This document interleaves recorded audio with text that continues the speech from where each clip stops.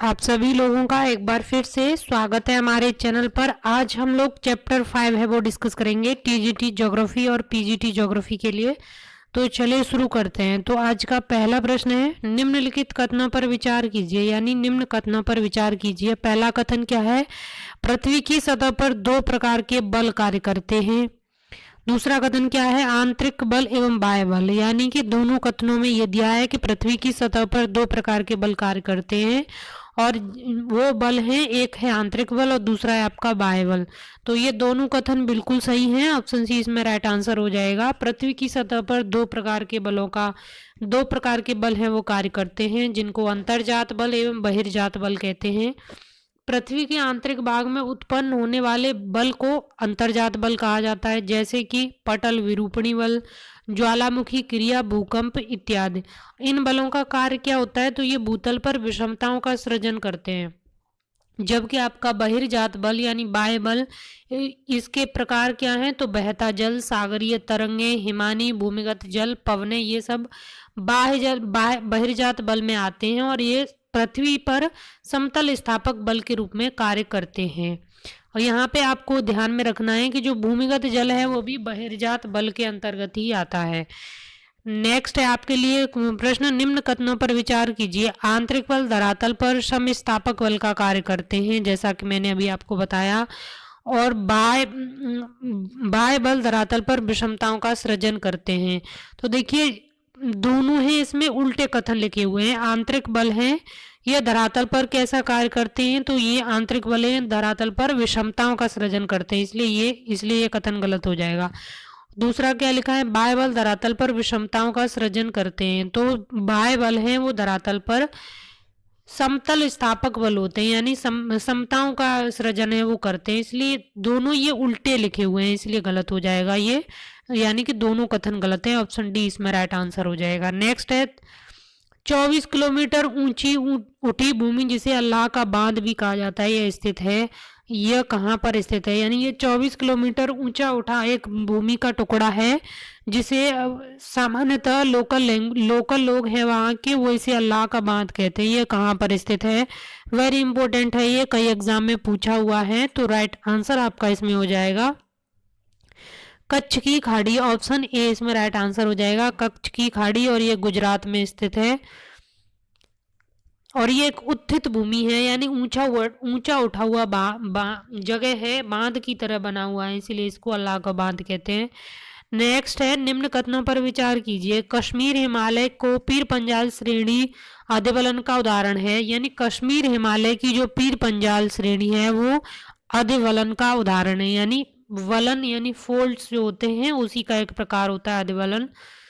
तो जो कश्मीर हिमालय की जो पीर पंजाल श्रेणी है, ध्यान रखना है, कश्मीर हिमालय में आती है पीर पंजाल श्रेणी, तो वह एक अधिवलन का उदाहरण है। दूसरा कथन क्या है? पाकिस्तान का काला चिंता पर्वत समनत वलन का उदाहरण है। तो जो पाकिस्तान का काला चिंता पर्वत है ये समनत वलन का ही उदाहरण है। काला चित्ता है, यहाँ पे चिंता नहीं, काला चित्ता हो जाएगा। तो ये दोनों कथन बिल्कुल सही है। कश्मीर की पीर पंजाल श्रेणी है वो अधिवलन का उदाहरण है, और पाकिस्तान का काला चित्ता पर्वत है वो समनत वलन का उदाहरण है। तो ये दोनों ही कथन बिल्कुल सही है और दोनों ही इम्पोर्टेंट हैं। इनमें से सवाल कैसे बन सकते हैं? जैसा कि मैंने ये सवाल लिया है ऐसे भी बन सकता है, दूसरा ऐसे भी बन सकता है कि काला चित्ता पर्वत है ये कहाँ पर है? तो पाकिस्तान में है। और ये सेपरेट भी बन सकता है कि कश्मीर हिमालय की पीर पंजाल श्रेणी है वो किस प्रकार के वलन का उदाहरण है। उसमें आपको दे दिए जाएंगे सम्मित वलन, असम्मित वलन, एक दिग्नित वलन, अधिवलन, समनत वलन, परिवलन और प्रतिवलन। ये कुछ वलन के प्रकार हैं और जो कि बहुत इंपॉर्टेंट हैं।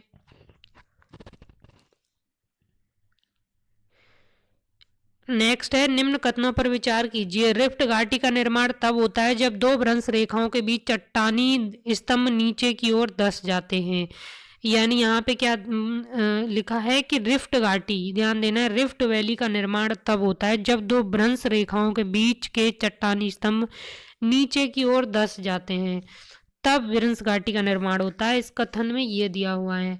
नेक्स्ट क्या है? जॉर्डन की प्रसिद्ध भ्रंश घाटी में ही मृत सागर स्थित है, यानी जो डेड सी है वो जॉर्डन की प्रसिद्ध भ्रंश घाटी यानी रिफ्ट वैली है, उसी में ये डेड सी है वो स्थित है। तो राइट आंसर आपका इसमें क्या हो जाएगा, रिफ्ट वैली का निर्माण कैसे होता है? तो रिफ्ट वैली का निर्माण होता है जब दो भ्रंश रेखाओं के बीच चट्टानी स्तंभ नीचे की ओर धंस जाते हैं, तो वहां पे जो घाटी बनेगी उसको भ्रंश घाटी कहते हैं। तो ये पहला कथन बिल्कुल सही है, यानी कि ये जमीन है आपकी, समझ लो, और यहाँ से कुछ जमीन का टुकड़ा नीचे की तरफ धंस गया, तो यहाँ पे जो घाटी बनेगी उसको रिफ्ट घाटी ही कहते हैं। तो पहला कथन आपका बिल्कुल सही है। दूसरा कथन, जॉर्डन की प्रसिद्ध भ्रंश घाटी में मृत सागर स्थित है। तो जी हाँ, ये डेड सी है, ये भी मृत घाटी में ही स्थित है, सॉरी भ्रंश घाटी में ही स्थित है। जॉर्डन का जो डेड सी है मृत सागर, तो ये दूसरा कथन भी बिल्कुल सही है। देखिए, जो पश्चिमी एशिया है वहाँ से जो भ्रंश है उसकी शुरुआत होती है, वो अफ्रीका के पूर्वी एरिया से होते हुए और अफ्रीका के काफ़ी अंदर तक जाता है। तो ये भ्रंश घाटी बहुत इंपॉर्टेंट है। इसी में अफ्रीका की जो टैंगानिका लेक वगैरह हैं वो भी उसी भ्रंश में स्थित है। तो ये भ्रंश यहाँ से स्टार्ट होते हुए वहाँ तक जाता है। तो ये बहुत इंपॉर्टेंट है। भारत में भ्रंश घाटी का उदाहरण कहाँ पर है? तो भारत में विंध्य और सतपुड़ा के मध्य जो नर्मदा ताप्ती नदियाँ बहती हैं वो भ्रंश घाटी का ही उदाहरण है। तो ये भी आपको याद रखना है, और दोनों पूछे जाते हैं ये।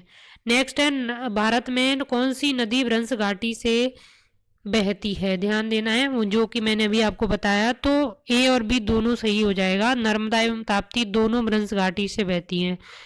नेक्स्ट है आपका, भारत में रैंप घाटी का उदाहरण है। वेरी इंपॉर्टेंट है, ये एग्जाम में पूछा हुआ सवाल है। भारत में रैंप घाटी का उदाहरण है, तो ब्रह्मपुत्र घाटी या रैंप घाटी का उदाहरण है।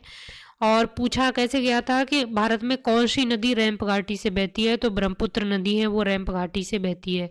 रैंप घाटी क्या होता है कि मान लीजिए कि ये आपकी कोई जमीन है और यहाँ पर ये स्थान यथावत रहता है, इस पर कोई फर्क नहीं पड़ता, ना ये नीचे जाता है ना ऊपर जाता है, लेकिन ये किनारे हैं ये ऊपर की तरफ उत्थित हो जाते हैं। तो जो यहाँ पे घाटी बनेगी वो रैंप घाटी कहलाती है।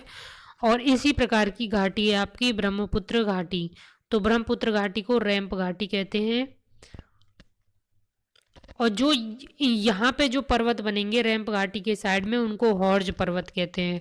और जो रिफ्ट की वजह से जो घाटी बनती है, रिफ्ट वैली जो बनती है उसकी वजह से जो पर्वतों का निर्माण होता है उनको ब्लॉक पर्वत कहते हैं। तो जो सतपुड़ा वगैरह हैं हमारे, ये ब्लॉक पर्वत के उदाहरण हैं, ये आपको ध्यान रखना है। नेक्स्ट है, विश्व का सबसे विस्तृत ब्लॉक पर्वत है। ध्यान देना है, विस्तृत ब्लॉक पर्वत पूछा है, तो राइट आंसर यहाँ पर हो जाएगा विश्व का सबसे विस्तृत ब्लॉक पर्वत है वो है सियरा नेवादा, और ये स्थित है यूएसए में। तो यहाँ से दो सवाल बन सकते हैं, ये तो जो मैंने बनाया ये बन सकता है, दूसरा बन सकता है सियरा नेवादा कहाँ पर है? तो ये यूएसए में स्थित है। और जो अन्य जो ब्लैक पर्वत के उदाहरण हैं वो जर्मनी का ब्लैक फॉरेस्ट है, वॉसजेस पर्वत है, और संयुक्त राज्य अमेरिका का वासाच रेंज है, और पाकिस्तान का सॉल्ट रेंज है। ये सभी ब्लॉक पर्वतों के उदाहरण हैं। सियरा नेवादा मैंने आपको भी बताया, ये सबसे विस्तृत ब्लॉक पर्वत है। तो इस वाले चैप्टर से यहीं से सवाल बनते हैं, आप इस चैप्टर को एक बार अच्छे से पढ़ लेना, कैसे रैंप घाटी और रिफ्ट घाटी है वो कैसे बनती हैं, और हॉर्ज पर्वत और ब्लॉक पर्वत में क्या डिफरेंस है, विस्तृत ब्लॉक पर्वत कहाँ पर है, और जो ब्लॉक पर्वत विश्व में किस किस स्थान पर कहाँ पर हैं वो एक बार मैप में देख लेना सारे।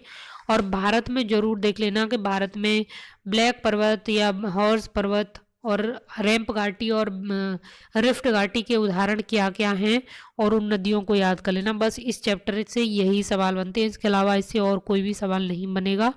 तो नेक्स्ट चैप्टर में हम लोग डिस्कस करेंगे प्लेट विवर्तन की सिद्धांत, तो आप वो वीडियो देखना भी ना भूलें। तो हम पूरा ज्योग्राफी है चैप्टर वाइज कवर करेंगे, फिर इसका एक आपके लिए महा मैराथन वीडियो पूरी जब कंप्लीट हो जाएंगे सारे ज्योग्राफी के चैप्टर, तो वो वीडियो आपके लिए बना दिया जाएगा। तो आप इस चैनल से आप जुड़े रहें और ज्योग्राफी आपकी एकदम कंप्लीट हो जाएगी। आपके 90% प्रश्न हैं आपके इन्हीं वीडियो से आ जाएंगे, तो आप इन सीरीज को फॉलो जरूर करते रहें। आप चैनल को सब्सक्राइब भी कर लें और वीडियो को लाइक भी करें और वीडियो को शेयर जरूर करें, ताकि हम ये सीरीज आपके लिए निरंतर जारी रखें। और जो हिस्ट्री के लिए क्लास है, यानी हिस्ट्री के लिए एमसीक्यू आएंगे चैप्टर वाइज, वो भी जल्दी स्टार्ट हो जाएंगे आपके लिए। तो जो आपके फ्रेंड्स लोग हैं टीजीटी हिस्ट्री या पीजीटी हिस्ट्री से एग्ज़ाम देना चाह रहे हैं, तो वो भी इस चैनल से ज़रूर जुड़ जाएं। तो आप इस वीडियो को शेयर ज़रूर करें। तो चलिए नेक्स्ट वीडियो मिलते हैं, तब तक के लिए धन्यवाद।